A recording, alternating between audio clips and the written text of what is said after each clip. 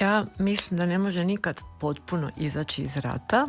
Znači, kažem, opet ovisi o izloženosti. Neke osobe i sami mi dođu i kažu ja nisam doživio, bio sam u ratu, ali nisam ništa, bio sam izložen granatiranju, to je već veliko stresno i traumatsko iskustvo, ali nisam nikad vidio ranjenog, poginulog. Nisam, znate, imamo i civile koji pak nisu bili vojnici u ratu, ali su doživjeli užase, jel? Znači kao civili.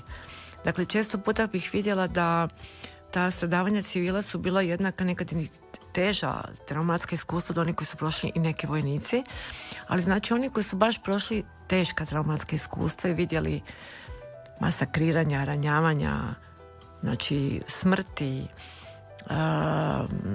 spaljena sela, znači da sad uopće ne spominjem najgore stvari, ali neće biti dobro slušateljima, jel?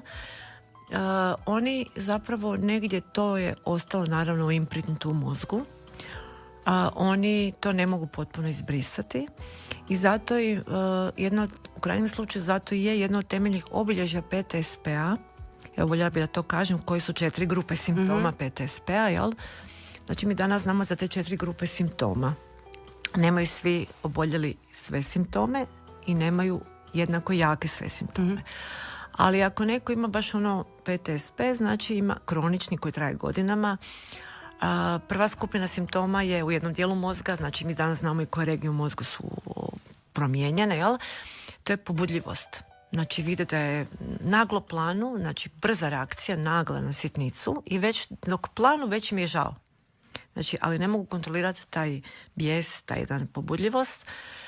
Druga skupina simptoma su flashbackovi, dakle prisjećanja na događaj koji mogu ići u živo, mogu biti kao nekad i vividne halucinacije, dakle da im se događaj sad odvija pred očima, a može biti naravno godinama u snovima. Samo ti snovi se izobliče i onda ne bude taj događaj, nego današnji događaj ili nešto pomiješano, ali je stravično. Oni se bude u košmarima i nerijetko u bolnici su znali mi polomiti krevet, znači slomiti krevet u kojem spavaju tijekom te noćne more, jel? Znači, treća skupina simptoma je izbjegavajuće ponašanje. Znači, ako imam takve simptome, neću ići na mjesto gdje mi se to dogodilo. Neću ići na to mjesto gdje sam stradao. Neću ići na mjesto gdje je puno ljudi. Neću ići na vjenčanja, na sprovode da mi ne bi pozlilo. I onda krene to izbjegavajuće ponašanje. Neću gledati vijesti da mi se ne pojačuju simptomi, ali onda skrivečki lijevim okom gleda vijesti od kojima nije dobro ako se recimo prisjećaju. I četvrta skupina simptoma su kognitivni, dakle zaboravljivost, smetnje pamćenja,